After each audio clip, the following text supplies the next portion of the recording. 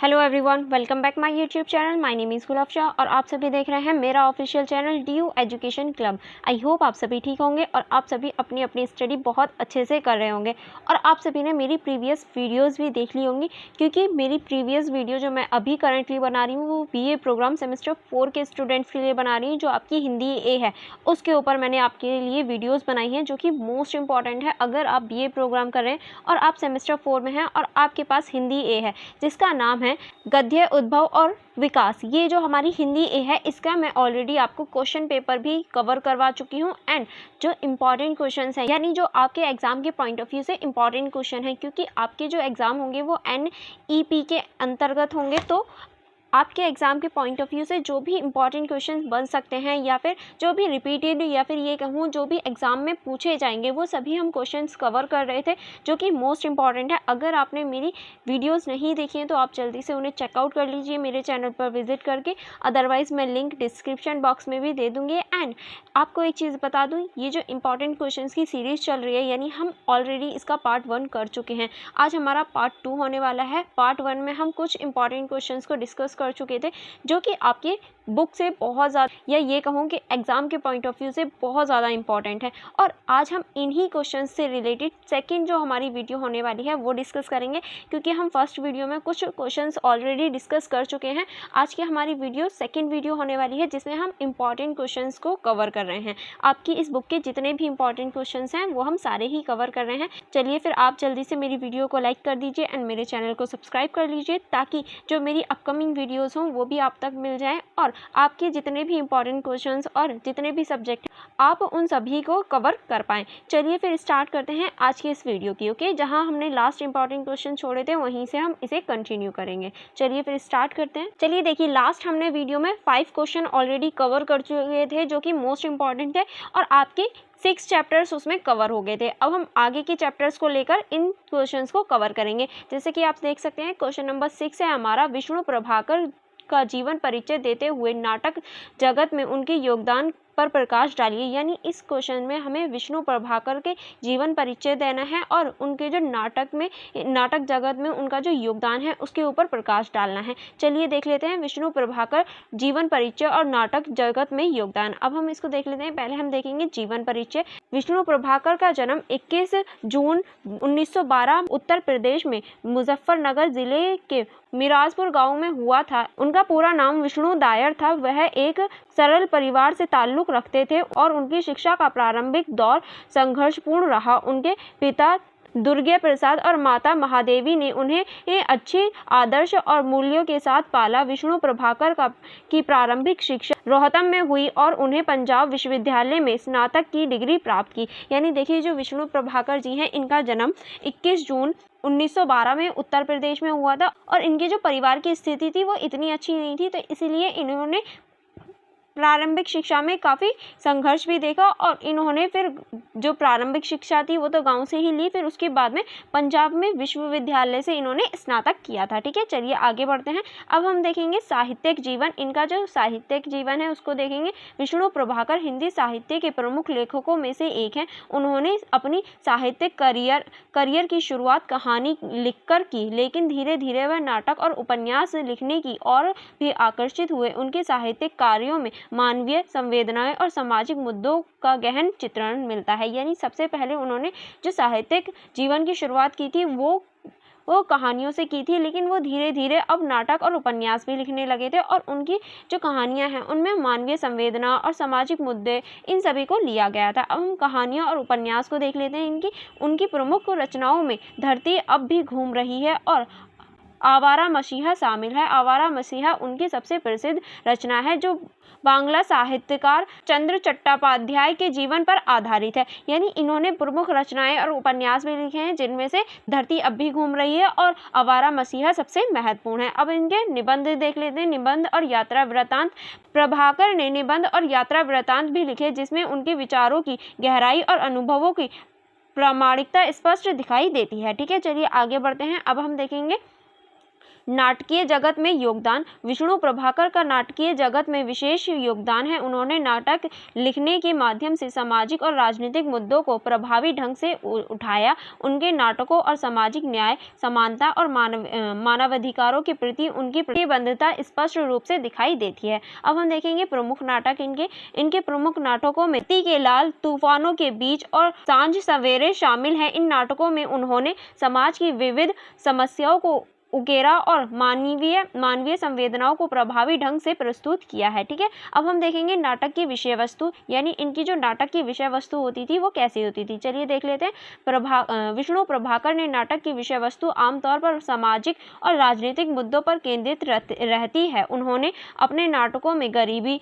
जातिवाद और शोषण जैसे विषयों को प्रमुखता से उठाया है। यानी इन्होंने अपने नाटकों में जो सामाजिक गरीबी, जातिवाद और शोषण वगैरह ऐसे मुद्दों को उठाया है। उदाहरण के लिए धरती के लाल नाटक में उन्होंने किसानों की समस्याओं और उनके संघर्ष को प्रस्तुत किया है। इस नाटक में उन्होंने किसानों के शोषण, उनकी गरीबी और उनके जीवन की कठिनाइयों को सजीव रूप से उकेरा है। ठीक है, अब हम देखेंगे नाटकीय शैली और तकनीक, यानी इनकी जो नाटकीय शैली और तकनीक थी उस पर विचार करेंगे।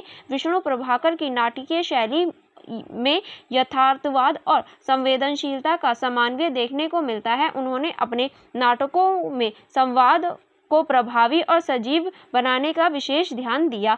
उनके नाटकों में पात्रों का मनोवैज्ञानिक विश्लेषण और उनकी आंतरिक भावनाओं का गहन चित्रण होता है। उन्होंने नाटकीय रूपांतरण और दृश्य संरचना में नवीन तकनीकों का उपयोग किया, जिससे उनके नाटक और भी प्रभावी, आकर्षित बने। यानी देखिए उन्होंने अब अपनी नाटकीय और जो वो नाटक वगैरह थे और दृश्य थे उनमें नवीनता को लाया, जिसकी वजह से अब उनके जो नाटक वगैरह थे वो और भी प्रभावी और आकर्षित बन गए थे। ठीक, अब हम देखेंगे समाज पर प्रभाव, यानी इनका जो समाज पर प्रभाव है उसको देख लेते हैं। विष्णु प्रभाकर के नाटकों ने समाज पर गहरा प्रभाव डाला। उनके नाटकों ने समाज में जागरूकता फैलाने और सामाजिक सुधारों के लिए प्रेरित करने में महत्वपूर्ण भूमिका निभाई। उनके नाटकों के माध्यम से उन्हें सामाजिक समस्याओं को उजागर किया और उनके समाधान के लिए समाजों को प्रेरित किया। उनके नाटकों ने समाज में समानता, न्याय और मानवाधिकारों के प्रति जागरूकता बढ़ाने में महत्वपूर्ण योगदान दिया। यानी इन्होंने समाज में एक महत्वपूर्ण योगदान या ये कहें एक महत्वपूर्ण प्रभाव डाला और इनके जो नाटक वगैरह हैं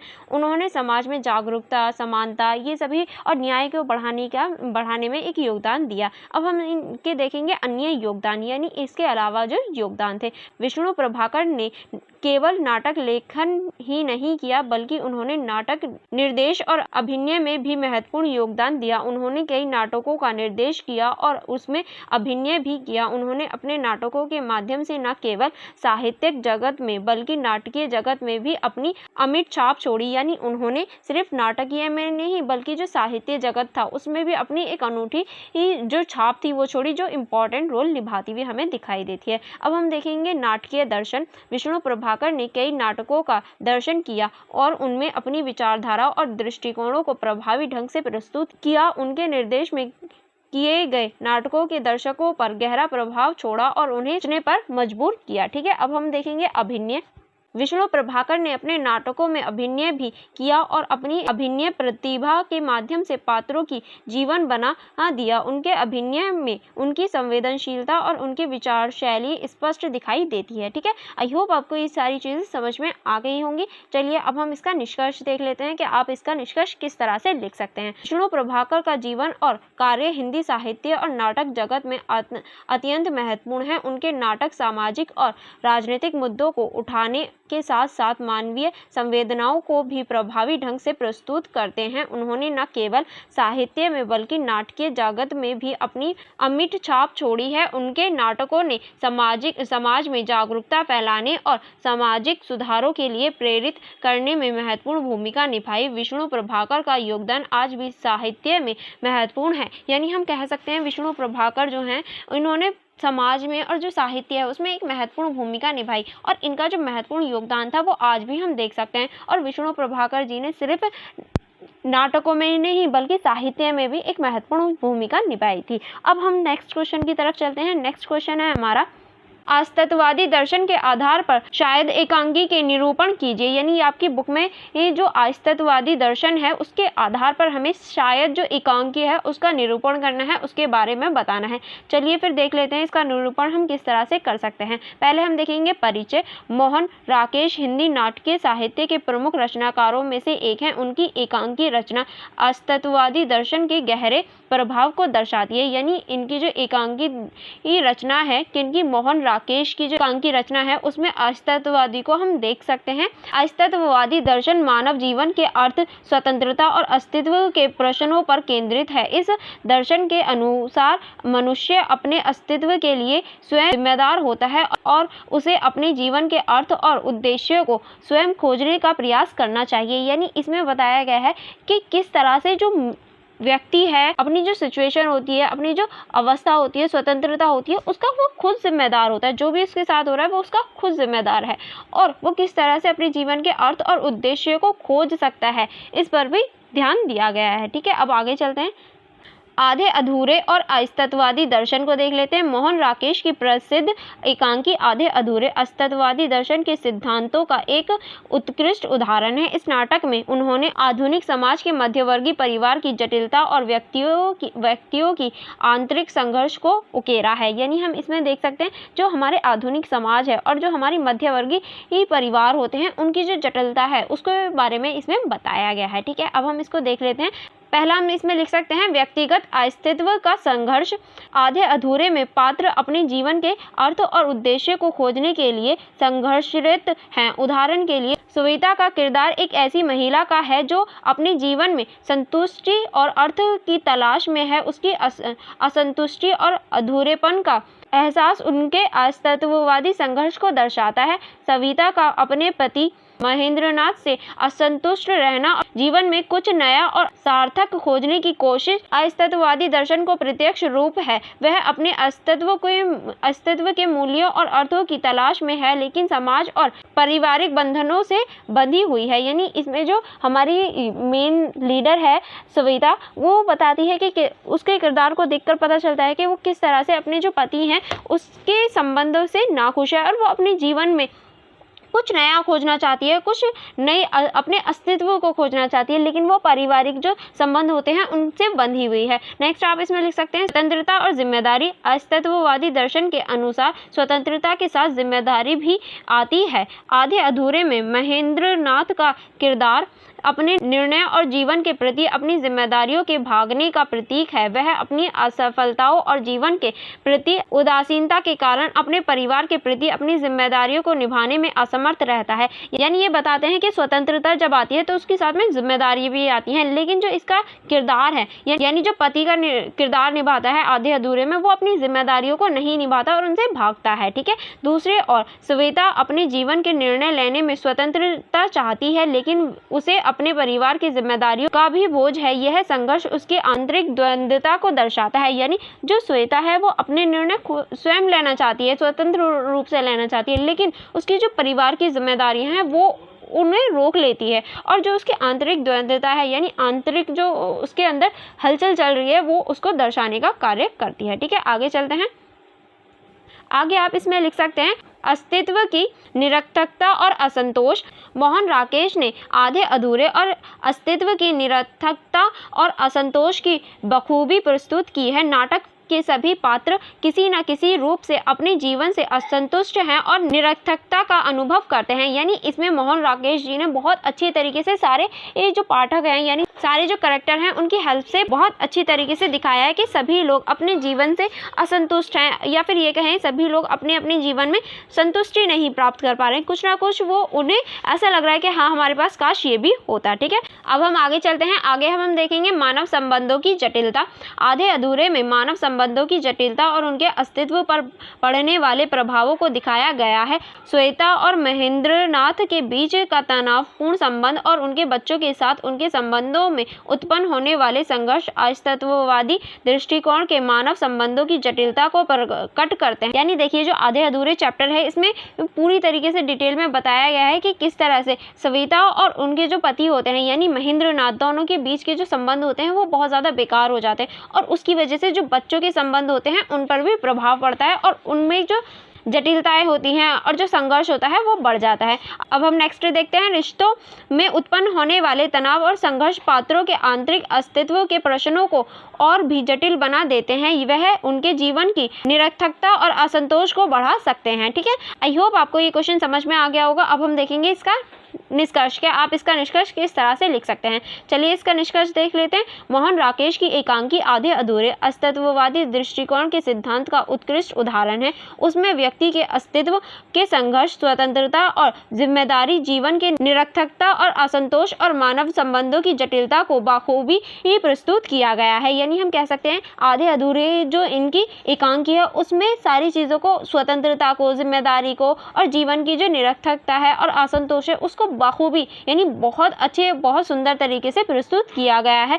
यह नाटक दर्शकों को अस्तित्ववादी प्रश्नों पर विचार करने के लिए प्रेरित करता है और आधुनिक समाज की जटिलताओं को गहराई से समझने का अवसर प्रदान करता है। मोहन राकेश की लेखनीय और उसके द्वारा प्रस्तुत किए गए चित्र हमारे समाज में वास्तविक और जटिल पहलुओं को प्रकट करते हैं जो आज भी प्रासंगिक है। यानी देखिए जो इनकी मोहन राकेश की एकांकी है आधे अधूरे, जिन जिन चीज़ों को इसमें दिखाया गया है, जो हमारी स्वतंत्रता है, जटिलता है, जिम्मेदारियां हैं और असंतोष है, वो सभी आज भी हमारे समाज में व्यापक है। वो सभी हम आज भी देख सकते हैं। देखिए आपने भी ये चीज़ फेस करी होगी, मैंने भी कभी ना कभी करी है। जो हमारी जिम्मेदारियां होती हैं, जो हमारा असंतोष है, कभी ना कभी हम अपनी लाइफ में फेस ज़रूर करते हैं। तो वही चीज़ इन्होंने अपनी एकांकी में दिखाई है। आई होप आपको निष्कर्ष भी अच्छे से समझ में आ गया होगा। अब हम चलते हैं नेक्स्ट क्वेश्चन की तरफ। अब हमारा क्वेश्चन है, श्री लाल शुक्ला की संक्षिप्त जीवन परिचय बताइए। यानी श्री लाल शुक्ला जो हैं उनके संक्षिप्त जीवन परिचय के बारे में हमें बताना था। चलिए देख लेते हैं इनका जीवन परिचय। प्रारंभिक जीवन और शिक्षा। श्री लाल शुक्ल का जन्म 31 दिसंबर 1925 को उत्तर प्रदेश के लखनऊ जिले में अंतरौली गांव में हुआ था। उनका परिवार एक मध्यवर्गीय किसान परिवार था। प्रारंभिक शिक्षा गांव में ही हुई और बाद में उच्च शिक्षा के लिए लखनऊ विश्वविद्यालय गए। उन्होंने BA और LLB की डिग्री प्राप्त की। यानी देखिए इनका जो जन्म है वो 31 दिसंबर 1925 में उत्तर प्रदेश के लखनऊ में हुआ था और इनकी जो प्रारंभिक शिक्षा है वो गाँव में ही हुई थी और इनका जो परिवार है वो मध्यवर्गीय परिवार है और इन्होंने बाद में लखनऊ विश्वविद्यालय से BA और फिर बाद में LLB भी की थी। ठीक है, इनके पास LLB की भी डिग्री थी। अब हम देखेंगे प्रशासनिक सेवाएं। इनकी जो प्रशासनिक सेवाएं थी यानी इन्होंने प्रशासनिक सेवा कौन कौन सी दी उसको देख लेते हैं। श्री लाल शुक्ल ने भारतीय प्रशासनिक सेवा यानी IAS में भी अपनी सेवाएं दी। उन्होंने अपने जीवन का एक बड़ा भाग हिस्सा प्रशासनिक कार्यों में बिताया। प्रशासनिक सेवा में उन अनुभवों ने उनके लेखन को गहराई और प्रामाणिकता प्रदान की। यानी ये एक IAS ऑफिसर भी रह चुके हैं और इन्होंने अपनी जीवन का बड़ा भाग प्रशासनिक सेवाओं में गुजारा और इनकी प्रशासनिक और इनकी जो रचनाएं हैं उनमें हम प्रशासनिक सेवा का भी प्रभाव देख सकते हैं। अब हम देखेंगे साहित्य जीवन। श्री लाल शुक्ल हिंदी साहित्य के प्रमुख व्यंग्यकार और उपन्यासकार माने जाते हैं। उनकी रचनाओं और समाज की समस्याओं, राजनीतिक भ्रष्टाचार और ग्रामीण जीवन का यथार्थ चित्रण मिलता है। यानी इनकी रचनाओं में सामाजिक जो समस्याएं हैं, राजनीतिक भ्रष्टाचार है और ग्रामीण जीवन के बारे में इन्होंने बताया है। फर्स्ट पॉइंट हम इसमें लिख सकते हैं प्रमुख रचनाएं। रंग दरबारी यह उनका सबसे प्रसिद्ध उपन्यास है जिसमें साहित्य अकादमी पुरस्कार से सम्मानित किया गया। इस उपन्यास में भारतीय ग्रामीण समाज की वास्तविकता और प्रशासनिक तंत्र की विडंबनाओं का सजीव चित्रण है। फिर है हमारी विशामपुर का संत। इस उपन्यास में उन्होंने आधुनिक समाज की समस्याओं और धार्मिक पाखंडों का चित्रण किया है। ठीक है, नेक्स्ट चलते हैं। नेक्स्ट आप इसमें लिख सकते हैं अन्य रचनाएं में सीमाएं टूटती हैं, मकान, सूनी घाटी का सूरज आदि शामिल हैं। ठीक है, अब हम इनकी देखेंगे व्यंग और यथार्थ। यानी व्यंग और यथार्थ को देख लेते हैं। श्री लाल शुक्ल का लेखक व्यंग और यथार्थ का उत्कृष्ट मिश्रण है। उन्होंने अपने लेखन के माध्यम से समाज की संगीता और विडंबनाओं का उजागर किया। उनकी रचनाओं पाठकों को सोचने पर मजबूर करती हैं, समाज की समस्याओं पर विचार करने के लिए प्रेरित करती हैं। ठीक है, चलिए आगे बढ़ते हैं। आगे हम देखेंगे सम्मान और पुरस्कार। यानी इन्हें कौन सा सम्मान और पुरस्कार से नवाजा गया। अब हम देख लेते हैं। श्री लाल शुक्ल को उनके साहित्य योगदान के लिए कई प्रतिष्ठित पुरस्कारों से सम्मानित किया गया। अब कौन कौन से इन्हें पुरस्कार दिए गए हैं देख लेते हैं। पहला हम देखेंगे साहित्य अकादमी पुरस्कार।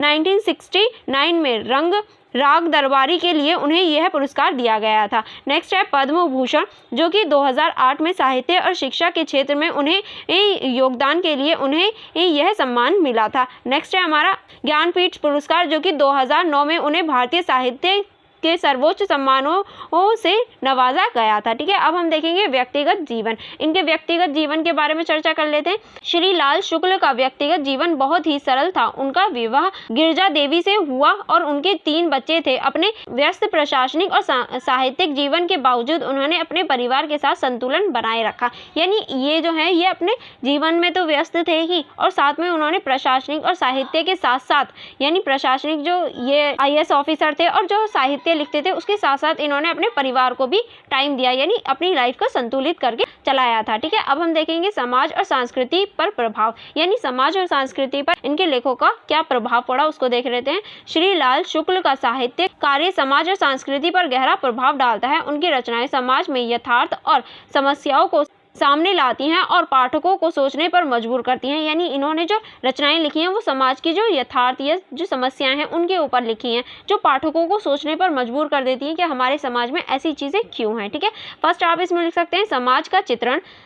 उनकी रचनाओं में ग्रामीण और शहरी जीवन की वास्तविकता का सजीव चित्रण मिलता है। वह समाज की विडंबनाओं और विसंगतियों को बड़ी ही कुशलता से प्रस्तुत करते हैं। राग दरबारी जैसे उपन्यास में उन्होंने भारतीय समाज की राजनीतिक और सामाजिक समस्याओं को गहरा विश्लेषण किया है। अब हम देखेंगे सांस्कृतिक प्रभाव के इनके सांस्कृतिक क्या प्रभाव पड़ते हैं। सांस्कृतिक प्रभाव को देख लेते हैं। श्री लाल शुक्ल की राजनीति ने हिंदी साहित्य में व्यंग की धारा को एक नई दिशा दी। उनकी लिखने की साहित्यिक जगत में व्यंग लेखन को प्रतिष्ठित स्थान मिलता है।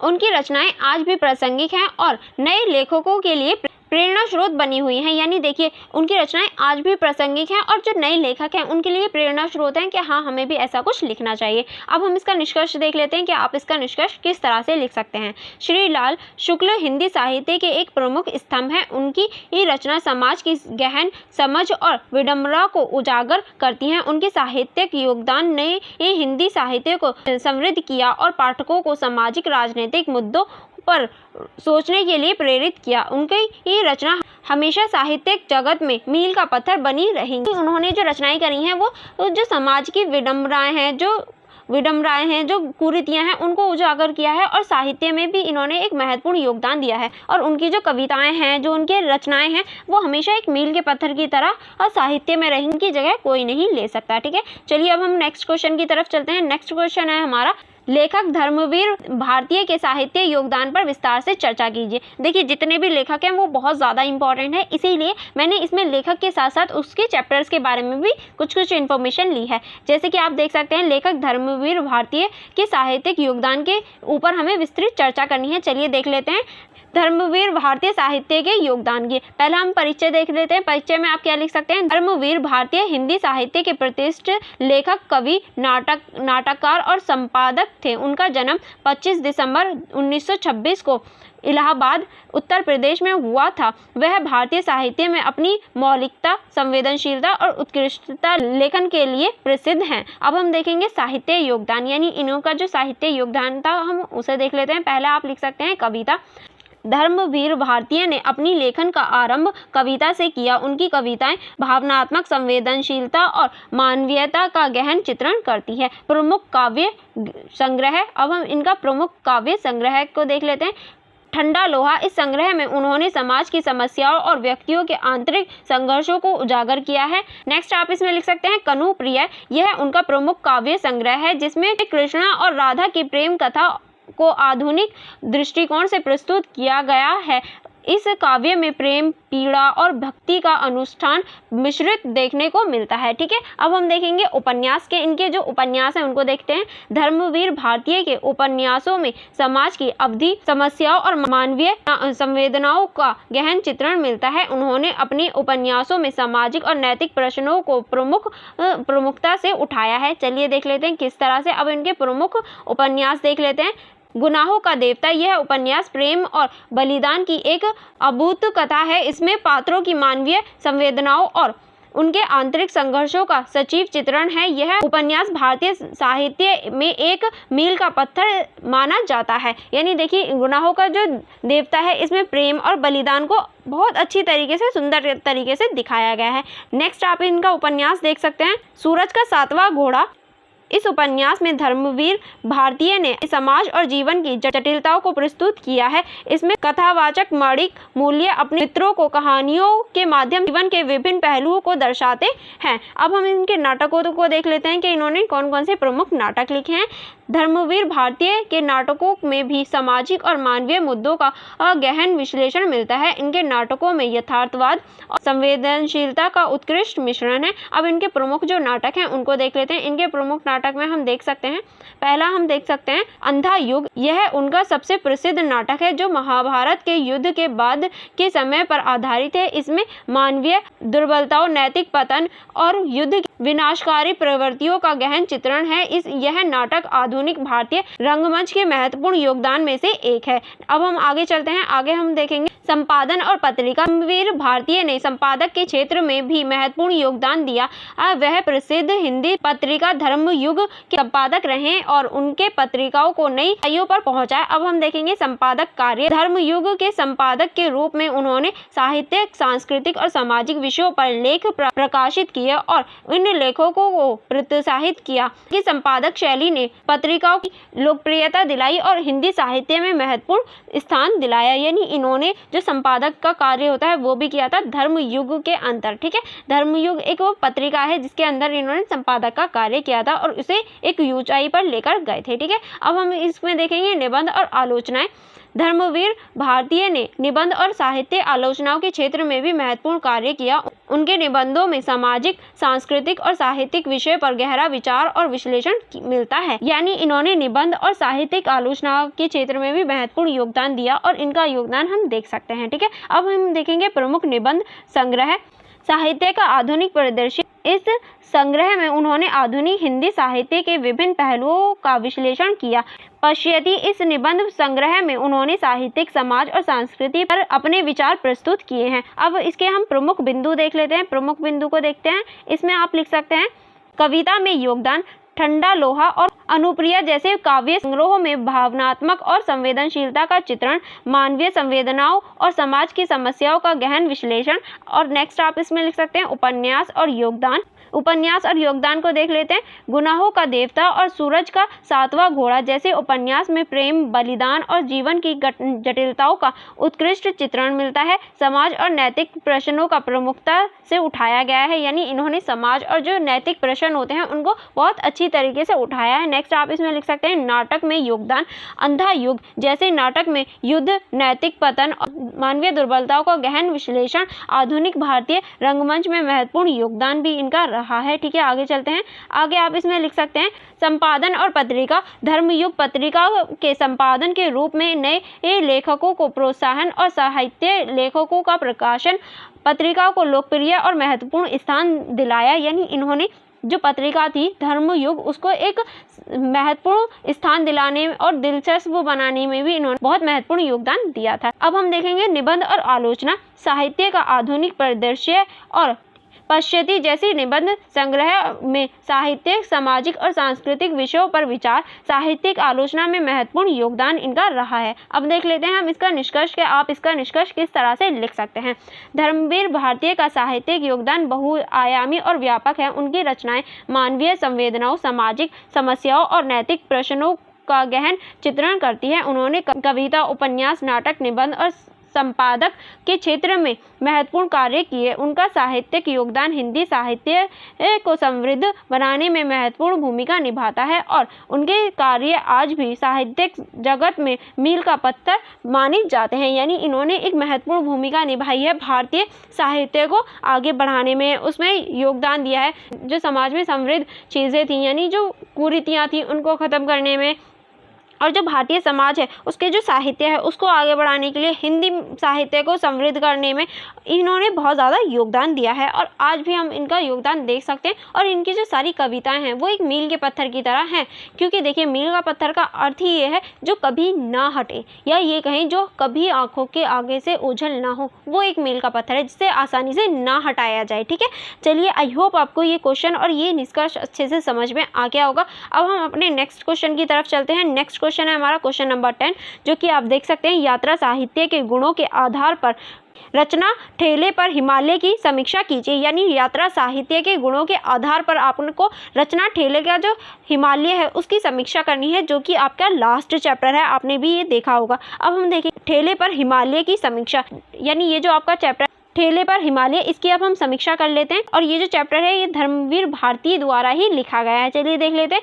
धर्मवीर भारती की ठेले पर हिमालय एक महत्वपूर्ण यात्रा साहित्य है जिसमें लेखक ने अपनी हिमालय यात्रा के अनुभवों को आत्मीयता और संवेदनशीलता के साथ प्रस्तुत किया है। यानी ठेले पर हिमालय जो पाठ है ये धर्मवीर भारती द्वारा लिखा गया है और ये इनकी एक यात्रा वृतांत है, जो कि इनकी यात्रा जब इन्होंने हिमालय पर यात्रा की थी ये उसका यात्रा वृतांत है, जो कि संवेदनशीलता के साथ इन्होंने प्रस्तुत किया है। यह यात्रा वृतांत केवल एक भौगोलिक यात्रा नहीं है बल्कि एक आध्यात्मिक अनुभव भी है। इस समीक्षा में हम ठेले पर हिमालय के गुणों का विश्लेषण करेंगे और यात्रा साहित्य के संदर्भ में इसके महत्व को उजागर करेंगे। यानी देखिए ठेले पर हिमालय ये जो वो यात्रा वृतांत है इसमें केवल भौगोलिक यात्रा का ही नहीं बल्कि बहुत आत्म साहित्य और जो आध्यात्मिक अनुभव होते हैं उनके बारे में भी लेखक ने बखूबी तरीके से बताया है। चलिए अब हम इसके सारे ही चीज़ों को देख लेते हैं किस तरह से इसे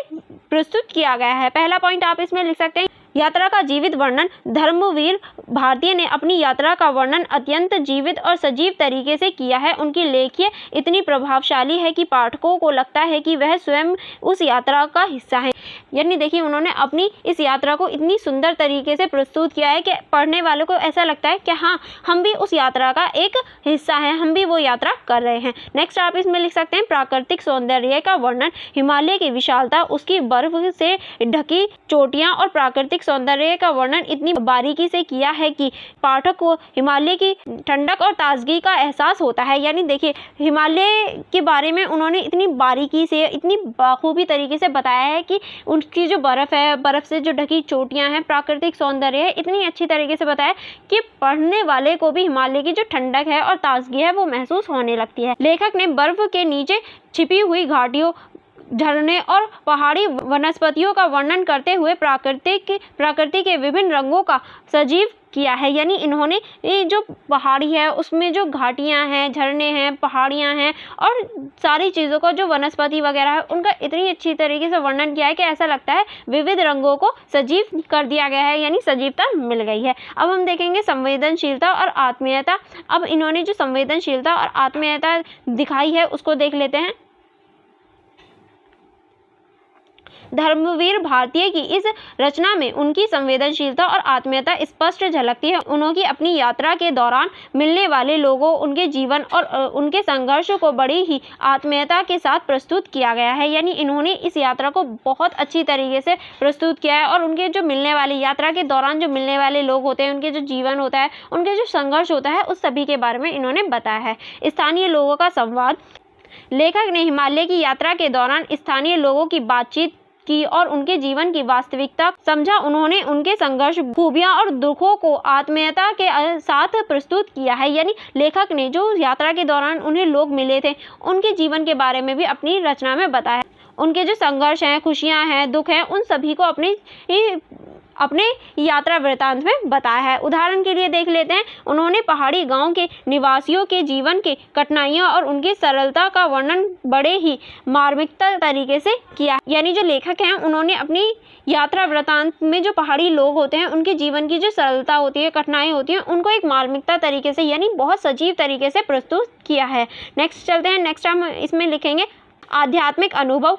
ठेले पर हिमालय केवल भौगोलिक यात्रा नहीं बल्कि यह एक आध्यात्मिक यात्रा भी है। धर्मवीर भारती ने हिमालय की यात्रा को एक आध्यात्मिक अनुभव के रूप में प्रस्तुत किया है जो उन्हें आत्म कथा और आत्म विश्लेषण की ओर ले जाती है। यानी ठेले पर हिमालय जो है ये एक भौगोलिक यात्रा ही नहीं बल्कि एक आध्यात्मिक यात्रा भी है, क्योंकि इसमें उन्होंने व्यक्ति जो अनुभव करता है, जो उनकी कठिनाई होती हैं, जो उनकी खुशी है, सबके बारे में इन्होंने इसमें जिक्र किया है, इन्होंने इसके बारे में बताया है। ठीक है, अब हम आगे चलते हैं। आगे हम देखेंगे आध्यात्मिक चिंतन। आध्यात्मिक चिंतन के ऊपर देख लेते हैं। लेखक ने हिमालय के शांत वातावरण में आत्म विश्लेषण और आत्मचिंतन किया है। उन्होंने अपने आंतरिक भावनाओं, विचारों और जीवन के अर्थ पर गहन विचार किया है। हिमालय की विशालता और उनके अडिगता ने लेखक को सजीव और गहरे प्रश्नों पर सोचने के लिए प्रेरित किया। उन्होंने इस अनुभव को बड़ी ही संवेदनशीलता और गंभीरता के साथ प्रस्तुत किया है। ठीक है, अब हम आगे चलते हैं। आगे हम देखेंगे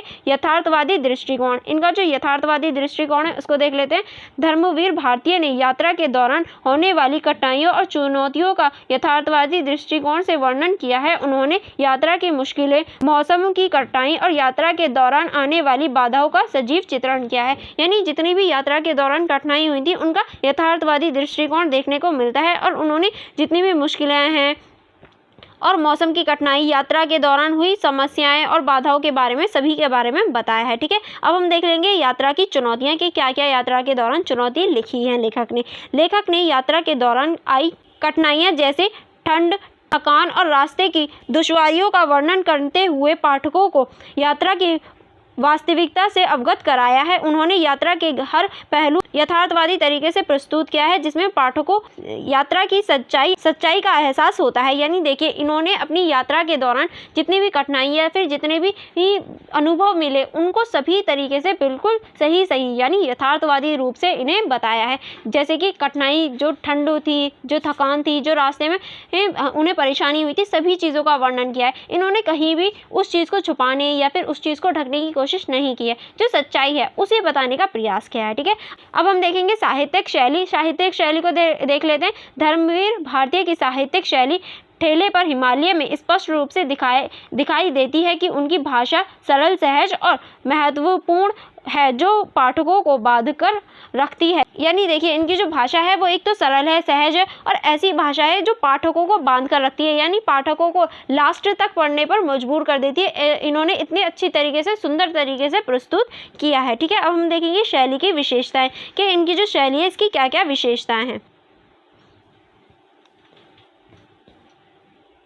शैली की विशेषताओं में आप लिख सकते हैं, लेखक ने अपने लेखनीय में काव्यात्मक और गाद्यात्मकता का उत्कृष्ट मिश्रण किया है। उनकी भाषा में प्रवाह और सजीवता है जो पाठकों को आकर्षित करती है। ठीक है, उनकी भाषा और उनका जो बोलने का और उनका जो प्रकट करने का तरीका है उसमें हम सजीवता देख सकते हैं, जो पाठकों को अपनी ओर आकर्षित करती है और उन्हें लास्ट तक पढ़ने के लिए प्रेरित करती है। उन्होंने शब्दों के चयन और वर्णन की तकनीक का कुशल प्रयोग किया है, जिससे पाठकों को हिमालय की यात्रा का अनुभव सजीव प्रस्तुत होता है। यानी उन्होंने जो वर्ड्स होते हैं उनका बहुत बाखूबी तरीके से यूज़ किया है, क्योंकि उन्हें पता था किस समय क्या शब्द यूज़ करना चाहिए और किस समय किस शब्द का प्रभाव होगा। उन्होंने शब्दों को बहुत अच्छी तरह से, सुंदर तरीके से प्रयोग किया है और उनकी इस यात्रा वृतांत को पढ़कर ऐसा लगता है कि हाँ, हम भी यात्रा कर रहे हैं किसकी, हिमालय की। अब हम इसका निष्कर्ष देख लेते हैं कि आप इसका निष्कर्ष किस तरह से लिख सकते हैं।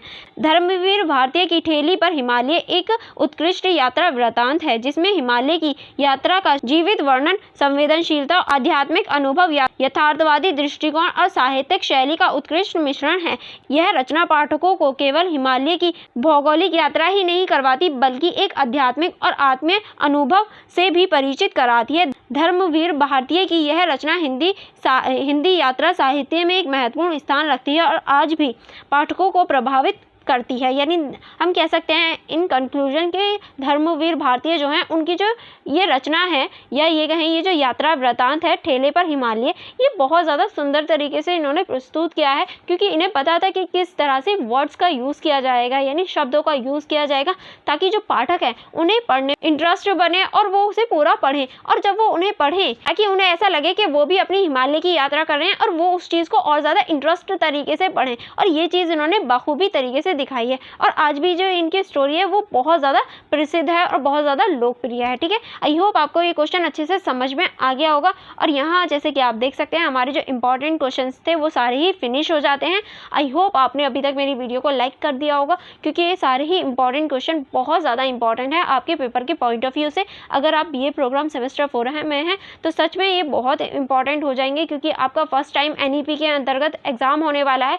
तो आपके लिए ये इंपॉर्टेंट है कि आप सारे ही इंपॉर्टेंट क्वेश्चंस को कवर कर लें एग्जाम से पहले तो इसीलिए मेरी जो वीडियो है मोस्ट इंपॉर्टेंट हो जाती है। तो आप अपने फ्रेंड्स के साथ भी शेयर करना मत भूलना। एंड फॉर मोर स्टडी आप मेरे टेलीग्राम ग्रुप को ज्वाइन कर सकते हैं एंड आप मेरी इंस्टाग्राम आईडी को भी चेकआउट कर सकते हैं। चलिए फिर मिलते हैं नेक्स्ट वीडियो में नेक्स्ट इंपॉर्टेंट क्वेश्चंस और क्वेश्चन पेपर के साथ। Thank you for watching everyone.